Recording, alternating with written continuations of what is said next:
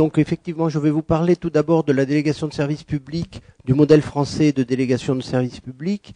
Après une courte introduction, nous évoquerons les différents modes de gestion possibles et le modèle français qui est la délégation de service public par rapport aux autres modèles.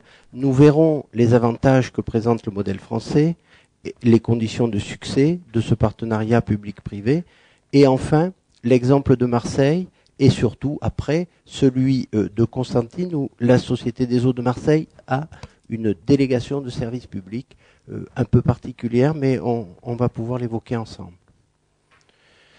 Donc tout d'abord, quel est le contexte effectivement en France et dans le monde de l'eau et de l'assainissement? On a une fragilité de la ressource qui est effectivement couplée à des exigences croissantes de nos donneurs d'ordre et de nos clients en matière de protection de l'environnement et de santé publique. Vous êtes bien placé pour le savoir.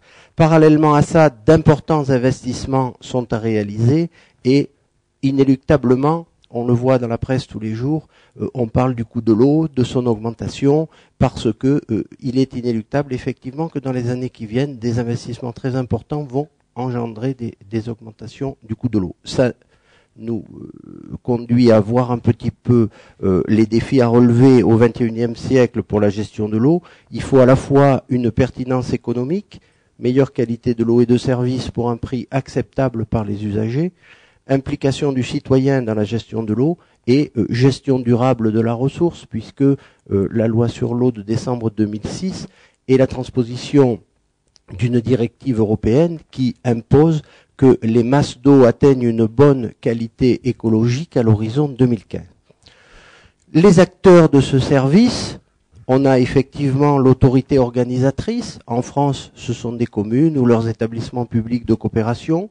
Il y a des opérateurs, ces opérateurs peuvent être publics, privés, et il y a dans la gouvernance de l'eau en France un troisième acteur qui prend effectivement de plus en plus d'importance, ce sont les consommateurs et les associations, parce qu'ils bénéficient du service, ils y contribuent par les associations locales, et effectivement ils pèsent aussi sur le pouvoir politique et les entités organisatrices, parce que ils peuvent soit valider, soit sanctionner par le vote des décisions qui sont prises par les élus. Quels sont les différents modèles de gestion? Globalement, au nombre de 3, le modèle anglais impose un transfert des actifs, donc c'est une véritable privatisation du service, puisque la société privée possède les actifs du service, et il y a en contrepartie un transfert de la régulation et un transfert du contrôle de ces entités, puisqu'elles possèdent les actifs, elles pourraient faire varier le tarif selon leur bon vouloir, mais il y a, comme l'OFWAT, un organisme de régulation et des organismes de contrôle qui sont très importants. Le niveau de service, il est géré par des indicateurs et il y a des discussions sur la pertinence de l'indicateur, sur sa valeur, la valeur requise, la valeur réelle, etc. Et elle fixe des objectifs de rentabilité qui ne doivent pas être dépassés par les sociétés.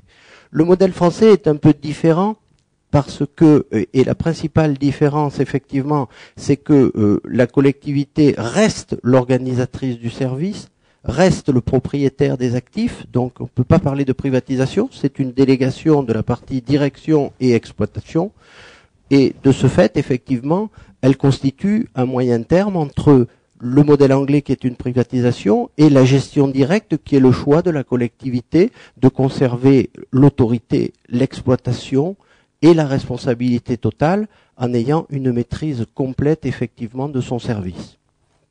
Bon. Pour ce qui concerne la délégation, il y a 3 variantes, la concession, l'affermage et la régie intéressée. Dans la concession, le délégataire finance, réalise et exploite les installations à ses risques et périls. Dans l'affermage, on enlève les aspects investissement et on conserve simplement l'exploitation, mais avec plus ou moins d'intensité capitalistique selon le renouvellement des installations qui est à la charge soit de la collectivité, soit du délégataire, selon les cas d'affermage. La régie intéressée est un peu différente puisque c'est effectivement une rémunération par la collectivité et pas par les usagers, avec un niveau de risque qui est fixé entre les deux parties par un intéressement ou des pénalités. Si on va un peu plus loin dans le modèle français de délégation de service public, la collectivité effectivement délègue suite à un appel d'offres. Après la loi Sapin de 93, il y a une obligation de procédure et de mise en concurrence pour les collectivités. Souvent, ce sont d'ailleurs des experts extérieurs qui interviennent pour aider la collectivité dans la rédaction des cahiers des charges et dans le choix du délégataire ou de l'assistance au choix du délégataire. Les opérateurs privés sont incités au gain de productivité puisqu'ils ont effectivement un tarif qui est fixé pour toute la durée du contrat, sauf modification des conditions, mais le tarif est fixé. Les formules de variation de prix ont souvent une partie fixe, ce qui incite effectivement à une amélioration de productivité pour conserver le même taux de profitabilité. Et enfin, des révisions périodiques, souvent tous les 5 ans, imposent des rendez-vous entre collectivités et délégataires pour remettre à niveau le service et son prix et les responsabilités respectives si elles avaient évolué dans le temps. Souvent, l'opérateur garantit une qualité de service qui est supérieure aux strictes exigences contractuelles. En général, la qualité bactériologique de l'eau a un résultat souvent égal ou très très proche de 100%, ce qui est normal puisque c'est légal. Au-delà de ça, les opérateurs peuvent mettre à disposition des usagers un centre de service client, faire une charte pour les clients, se pénalisant s'ils ne réalisent pas certaines interventions dans un temps donné, etc. Donc, a priori, au cours du développement de la délégation, surtout quand c'est un contrat de longue durée, les apports technologiques, les apports d'organisation du délégataire sont une amélioration du service, mais je dirais qui est normale puisqu'elle va dans le fil du temps. Il y a 30 ans, on exploitait des stations de pompage avec des relais et on avait des agents qui passaient, qui faisaient effectivement des vérifications, des manipulations manuelles, etc. Aujourd'hui, les centres de télégestion permettent effectivement d'améliorer l'efficience des stations et le niveau de régulation des réservoirs, etc. Mais ce sont des améliorations qui bénéficient à l'ensemble du service puisque le délégant reste propriétaire des installations. La flexibilité, l'efficacité et le partage des risques sont effectivement des avantages de la délégation de service public. A priori, l'intensité de gestion, contrairement à un marché public, une délégation de service public répond à un principe de mutabilité plus important. Si les conditions du service changent pendant son déroulement, les parties peuvent plus facilement contracter pour modifier les conditions d'exécution que cela peut se faire dans un marché public.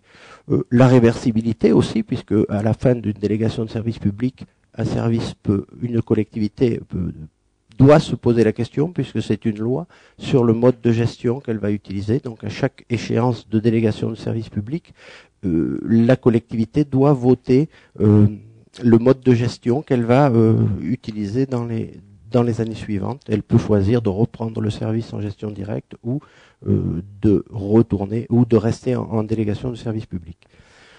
L'efficacité, effectivement, c'est la mutualisation des moyens, surtout en cas de crise.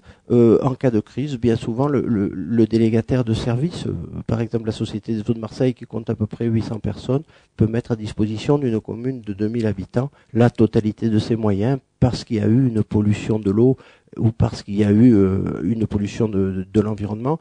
Et de ce fait, elle peut faire bénéficier la commune sans augmentation de tarification ou sans refacturer ses prestations, puisque la délégation de service public impose que les risques jusqu'à une certaine intensité soient à la charge du délégataire.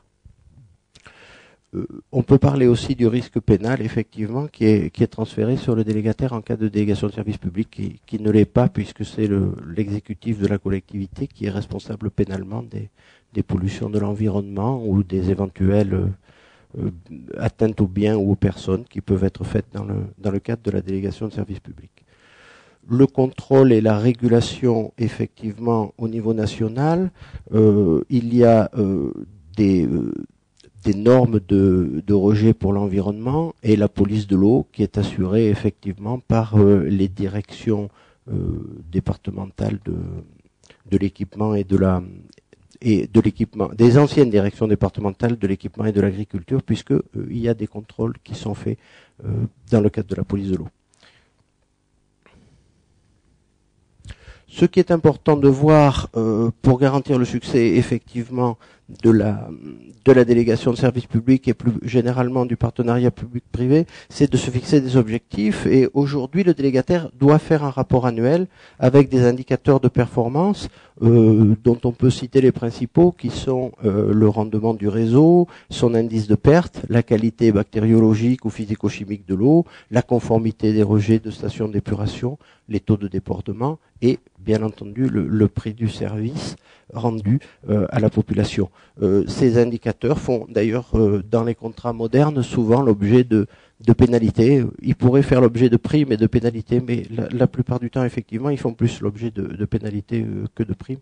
D'ailleurs, on verra qu'en Algérie, il y a effectivement des primes et des pénalités pour l'opérateur privé. La durée de la délégation de service public doit être adaptée au risque que prend le délégataire et à l'amortissement des investissements qui fait dans ce cadre-là, et on ne peut pas dépasser 20 ans, sauf avis du trésorier payeur général du département. Donc ça, c'est aussi un garde-fou qui permet aux collectivités de garder la maîtrise totale du service, sauf dans des cas extrêmement particuliers. Autre condition, on en parlait tout à l'heure, les appels à concurrence effectivement qui sont généralisés et les cahiers des charges qui sont imposés aux délégataires par les collectivités en fonction de leurs besoins propres et qui effectivement conduisent à faire faire aux délégataires que la partie qui est celle qui lui incombe, c'est-à-dire l'exploitation, la direction de l'exploitation. Et la collectivité, les collectivités actuellement ont bien pris conscience du fait que l'organisation du service et son déroulement et ses objectifs à long terme sont bien de sa compétence exclusive et bien entendu ne sont pas de la prérogative du délégataire.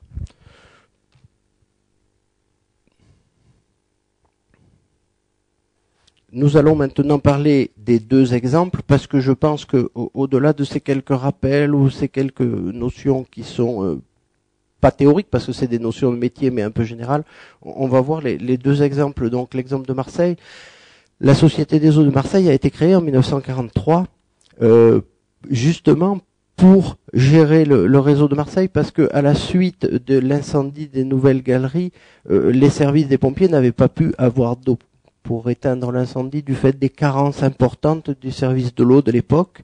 Et le maire avait été destitué, le préfet a nommé un administrateur civil, et à cette occasion, deux corps ont été créés. Un corps a été créé, le corps des marins-pompiers de Marseille. La responsabilité de la défense incendie de Marseille a été donnée à l'armée, la marine, puisque c'est les marins-pompiers. Et le maire de Marseille de l'époque a demandé aux deux sociétés de distribution d'eau françaises qui étaient les plus importantes, à l'époque Générale des Eaux et Lyonnaise des Eaux, qui n'avaient pas de surface financière suffisante pour faire face à aux obligations d'une ville aussi grande que Marseille, de créer une filiale commune qui s'appelle la Société des Eaux de Marseille. Aujourd'hui, cette filiale n'est plus commune puisque des dispositions réglementaires ont imposé que nous ne soyons plus filiales que d'une de nos maisons mères. Donc aujourd'hui, nous sommes filiales de Veolia et Suez n'est plus notre maison mère depuis le 1er avril 2010. Et on voit bien dans l'exemple de Marseille la grande flexibilité puisque en 1943, la Société des eaux de Marseille avait un contrat de régie intéressé et en 1960, ce contrat de régie intéressé s'est transformé en contrat de concession. Et aujourd'hui, bien que son appellation soit toujours concession, la Société des eaux de Marseille a un contrat d'affermage avec renouvellement des réseaux, des branchements et de l'ensemble des installations. Et donc on voit bien qu'au cours du temps, la collectivité a effectivement changé de stratégie après une première période d'exploitation au plus près où elle dirigeait la totalité des décisions. Elle a laissé la Société des eaux de Marseille investir effectivement pour mettre à niveau le réseau, etc. Et puis en 1992, quand elle a vu que ces investissements étaient suffisants pour faire face à la demande et que la population de Marseille devenait à peu près constante, sinon en diminution, elle a diminué la part de responsabilité de la SEM pour reprendre complètement la maîtrise des investissements d'extension et des investissements structurants. L'efficacité du service, effectivement, elle est mesurée parce qu'entre-temps, la Société des eaux de Marseille s'est modernisée. On a une certification, effectivement, QSE. On a une charte de service client qui rembourse par exemple 10 mètres cubes d'eau à chaque client auquel on ne répond pas sous 48 heures, pour lequel on ne fait pas de branchement ou d'intervention sur 8 jours ou sous 15 jours selon les cas, choses qui ne sont pas prévues dans le contrat. De même le rendement de réseau qui s'est amélioré jusqu'à actuellement à peu près 85%, alors que dans ce contrat, il n'y a pas d'obligation contractuelle à ce sujet. À part ces engagements, effectivement, en cas de crise, on peut mobiliser puisque il y a toujours un ingénieur de permanence 24 heures sur 24 et 7 jours sur 7 qui travaille pour le compte du contrat de Marseille, mais également pour le compte des autres communes, puisque l'ASEM est aussi délégataire d'une soixantaine de communes dans les Bouches-du-Rhône, dans le Var, dont Saint-Cyr, Bandol et Sanary, et dans les Alpes de Haute-Provence. Maintenant, on va changer effectivement de rive de la Méditerranée pour parler de l'expérience de la SEM en Algérie, la Société des eaux de Marseille. La Société des eaux de Marseille est présente effectivement dans les pays de la façade méditerranéenne depuis 1991, où elle a créé une filiale au Maroc qui fait de l'assistance à l'exploitation eau, de la recherche de fuite et de l'assistance aux régies publiques de l'eau du Maroc et aux délégataires privés. En Tunisie, on a une filiale qui fait de l'entretien de réseaux d'assainissement et de la gestion de stations d'épuration, mais notre principale activité est en Algérie, effectivement, où depuis 2001, on a eu un contrat important de réhabilitation du réseau d'eau potable d'Alger jusqu'en 2004 et un contrat de réhabilitation du réseau d'eau potable de l'agglomération de Constantine de 2005 à 2008. Et puis que s'est-il passé en fait? C'est que l'État algérien qui a confié à deux établissements publics nationaux qui s'appellent l'Algérienne des eaux et l'Office national d'assainissement depuis les années 80 la responsabilité nationale de la distribution d'eau et de la collecte des eaux usées et de leur traitement, a voté une loi en 2005 permettant effectivement à l'État de déléguer ses compétences à des sociétés qui pouvaient être régionales, qui pouvaient avoir comme compétences les deux services et qui pouvaient même faire appel à des opérateurs privés. Et donc, à partir de cette loi de 2005, il y a 4 expériences qui sont menées. Une à Alger, sur la wilaya d'Alger, où Suez assure la gestion du réseau d'eau potable et de l'assainissement. À Oran, qui est la deuxième ville du pays, où c'est Aguas de Barcelone qui gère la délégation d'eau potable et d'assainissement. À El Tarf et à Naba, qui est la 4e agglomération du pays, où c'est Gelsenwasser, la société des eaux de Gelsenkirchen, qui gère l'eau et l'assainissement. Et enfin à Constantine, où depuis octobre 2008, c'est la Société des eaux de Marseille qui gère les services de l'eau et de l'assainissement. Ce qui est intéressant de savoir, c'est que ce contrat que les Algériens appellent un contrat de délégation de service public, nous ne l'appellerions pas vraiment un contrat de délégation de service public parce que la part du risque financier qui est inhérente et indispensable à une délégation de service public est assez atténuée dans ce contrat du fait que le service de l'eau et de l'assainissement en Algérie n'est pas un service public industriel et commercial comme en France. En résumé, ça veut dire que l'usager ne paye pas du tout l'eau. C'est l'État qui paye l'eau, parce que la ressource principale de l'État algérien étant les hydrocarbures, c'est une richesse nationale qui doit bénéficier à l'ensemble de la population, et donc de ce fait, l'État subventionne très largement les services de première nécessité, comme la nourriture de première nécessité, comme les médicaments, etc. Et donc pour ce qui concerne l'eau, la part que payent les usagers représente même pas la partie d'exploitation du service. Donc l'État aide à l'exploitation et fait la totalité des investissements. Donc dans le cadre de la gestion des services d'eau et d'assainissement de Constantine, la SEM a une équipe de 15 expatriés qui assure effectivement la direction de la société, directeur général, directeur des exploitations, directeur de l'eau, de l'assainissement. Réglementairement, le directeur des ressources humaines et le directeur financier doivent être algériens. de nationalité algérienne, donc il y a des adjoints qui sont des expatriés de la SEM, et en fait, à chaque poste de responsabilité, il y a à la fois un Français qui est le directeur et un adjoint qui est son binôme qui est algérien, ou dans le cas contraire, un Algérien qui est le directeur et un Français qui est son binôme.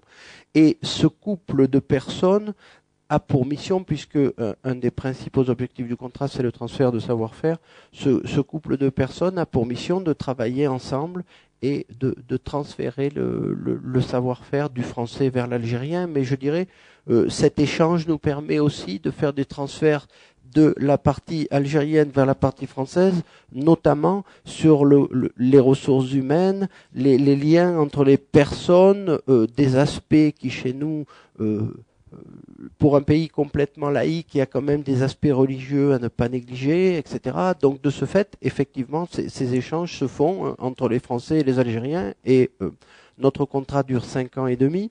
Il a commencé en octobre 2008, il va se terminer en mars 2014, et après une période d'observation de 6 mois, effectivement, notre équipe a pris la direction quand même d'une société qui faisait en mars 2009 1000 personnes, 1100 personnes, et qui, au fur et à mesure de l'apport des diverses communes de la wilaya à la société de l'eau et d'assainissement de Constantine, va faire 1400 personnes à la fin. Donc c'est vrai que nous avons la responsabilité de 1400 salariés algériens, et surtout, nous avons le devoir de distribuer de l'eau potable en continu, dans 2 ans ou 3 ans, à quand même 1 300 000 personnes, hein. C'est à peu près autant que le département des Bouches-du-Rhône, et notamment à Constantine, qui est une ville de 900 000 habitants. Donc ça tombe bien, puisque Marseille a à peu près 900 000 habitants. Donc c'est vrai que nos amis algériens nous ont fait une grande preuve de conscience, puisque ils nous ont confié les clés de quelque chose qui est aussi gros que ce que nous on gère ici. Alors c'est pas la même intensité capitalistique, bien sûr, puisque sur un budget qui doit représenter 60 millions d'euros par an, notre rémunération s'élève à peu près à 6. Donc, effectivement, cette forme de contrat nous permet de ne pas avoir de risque financier, mais permet à l'autre partie de bénéficier des compétences de personnes de la Société des Eaux de Marseille. Au-delà des 15 expatriés, il y a plus d'une centaine de personnes de la SEM qui font des missions en qualité d'experts. Et donc, je dirais, d'ailleurs, c'est ce qu'on discute avec nos amis algériens, de dire, mais pour moins de 10% du prix du service, pour à peu près 10% du prix du service, vous avez quand même la possibilité d'avoir une amélioration qui se ressemblerait à celle que nous aurions si nous assurions le service dans sa totalité. Moins de profitabilité pour la SEM, moins de risques, ou moins de risques de perte pour la SEM, moins de risques. Et puis, cette subvention de l'État qui fait que de toute façon, ça avait aucun intérêt d'équilibrer le service en recettes et en dépenses, puisque les usagers algériens n'ont pas la possibilité financière d'équilibrer, puisque le salaire de base est aux alentours de 150 à 200 euros par mois, donc pas comparable au salaire qui permettrait d'amortir dans des conditions raisonnables, c'est-à-dire le budget de l'eau doit représenter à peu près pour une population 1 à 3% du montant des revenus, donc il était impossible d'équilibrer le service dans ces conditions en Algérie. Voilà. Quelles sont effectivement les premières réalisations que nous avons faites? Je pense que les plus importantes sont qu'on a mis en place un centre de service client. D'ailleurs, il y avait un centre de service client qui était... Pardon.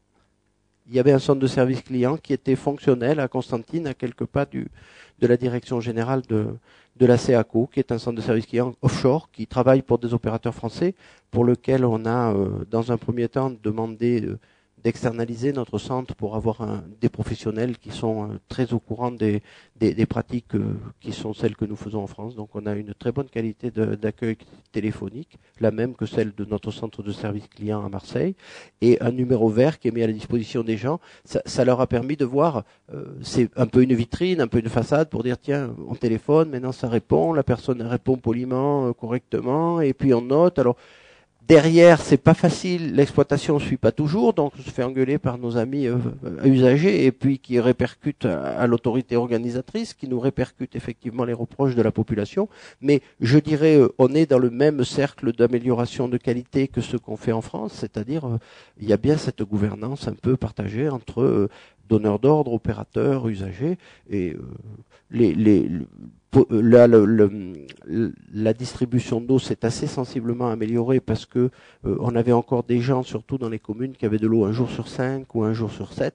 Donc les premiers efforts qu'on a fait, c'est d'essayer d'amener les gens à avoir tous de l'eau un jour sur 2. À Constantine, tout le monde a de l'eau tous les jours. On essaie de donner de l'eau aux gens à heure fixe parce que les femmes ou les enfants en Algérie étaient souvent obligés d'attendre toute la journée à la maison pour pouvoir remplir les réserves d'eau parce qu'ils ne savaient pas à quelle heure il y avait l'eau. Donc en donnant de l'eau tous les jours, sinon en continu, ou même un jour sur 2, mais à heure fixe, on aide quand même aux conditions de fonctionnement. Notre objectif, effectivement, et notre objectif contractuel, est effectivement que tout le monde ait l'eau en continu sur toute la wilaya, c'est-à-dire sur l'ensemble du département, à 6 mois avant la fin de notre contrat, c'est-à-dire en octobre 2013. Bon, il y a encore du chemin à parcourir. Et puis la partie assainissement, où on a le devoir de faire fonctionner mieux la station d'épuration. Bon, on est un peu comme on était chez nous dans les années 50 ou dans les années 60, avec des ouvrages qui sont souvent sous-dimensionnés parce qu'il y a une croissance démographique énorme et aussi assez vétustes, pas très bien entretenus. Donc on fait le même travail que celui qu'on a fait à Marseille il y a quelques décennies. On espère, en raccourci, arriver à avoir de meilleurs résultats plus vite. Et nous verrons bien, effectivement. Comme disent nos amis, Inch'Allah, mais on fait tout pour y arriver. Voilà un peu en quelques mots notre expérience à la fois dans la région et à l'étranger.